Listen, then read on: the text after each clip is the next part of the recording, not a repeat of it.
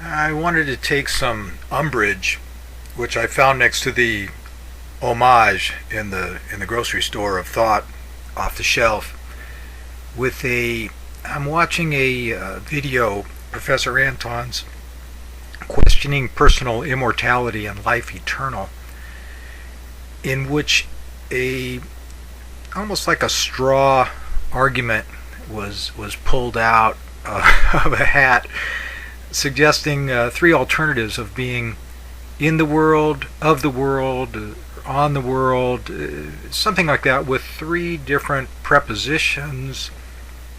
And the assertion was made that one cannot hold all three of these positions simultaneously.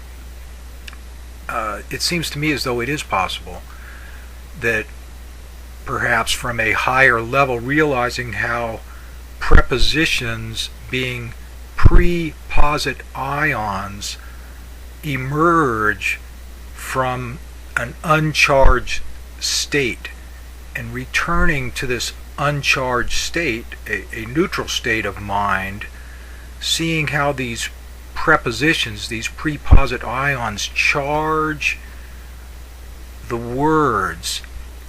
It might be possible, it's possible for me, I like to think it is anyway, that I can hold, just like I was watching Corey juggle in a video. That's great. I seem to be able to juggle all of these views to my own admiration and vanity, if nothing else. Again, utility of the useless. But yeah, this idea of eternity, I don't know if he gets into it in the video here. I'm only 11 minutes in.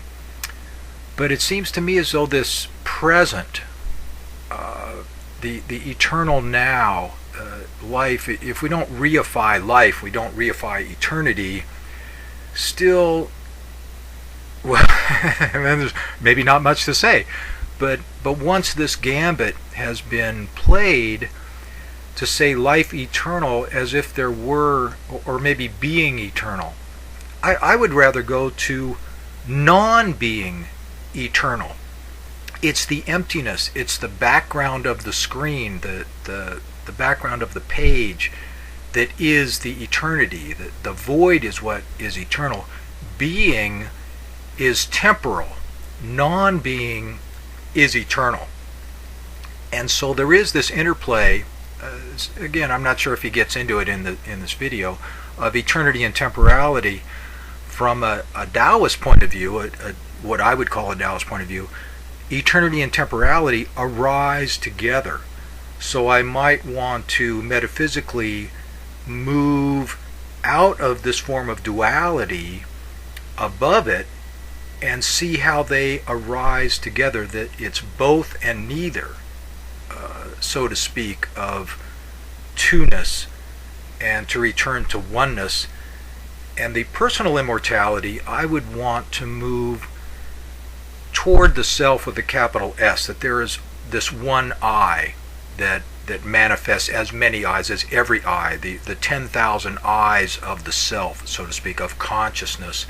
And how that plays out in science, well, the involution and involvement, an involuntary method of science, even though it's voluntary, one involves to a point where it's inextricable, that this is what science does. It chops, it slices, it dices. It's a different technique. It's a great technique, but it's not the only technique, not the only Tao.